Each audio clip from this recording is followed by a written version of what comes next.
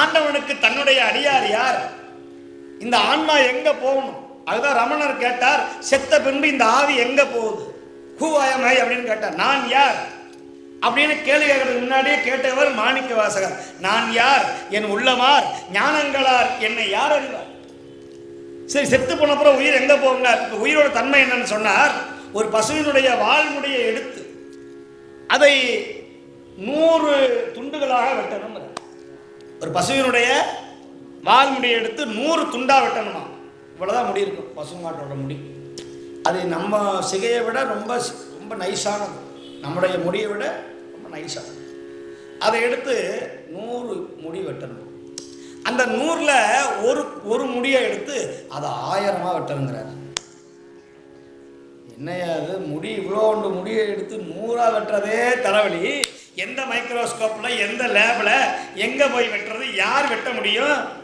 அப்போ 1000 பகுப்பாக பகுத்து அதில் இருக்கிற ஒரு பகுப்பு தான் உயிருடைய அளவு அப்படின்னு சொல்றார்.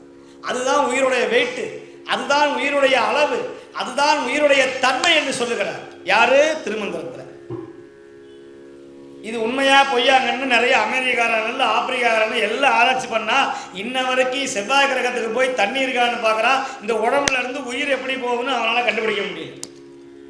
இன்னைக்கு எத்தனையோ ஐசக் நியூட்டன்ல இருந்து, தாமஸ் ஆல்வா எடிசன்ல இருந்து, பெரிய பெரிய கிரகாம்பர்ல இருந்து, பெரிய பெரிய அரிஸ்டாட்டல்ல இருந்து, நம்ம ஊர்ல ஆரியப்பட்டர்ல இருந்து எல்லாம் பார்த்தாங்க, எல்லாம் கண்டுபிடிச்சான். ஏன் புதன் கிரகத்துக்கு போயிட்டான்? புதன் கிரகம் போகவே முடியாது. வியாழ கிரகத்துக்கு போறான், யுரேனஸ், நெப்டியூன் போறான். அண்டம் கடந்து எத்தனையோ கேலக்சி இருக்குன்னு சொல்றான். அன்னைக்கே சொல்லிவிட்டார், அண்ட பகுதியில் உண்டை பிறக்கம் அளப்பெறும் தன்மை வளப்பெறும் காட்சி ஒன்றனுக்கு ஒன்று எழில் பகர பகரில் 101 கோடி பன்முகமாக விரிந்தன என்று சொன்னார்.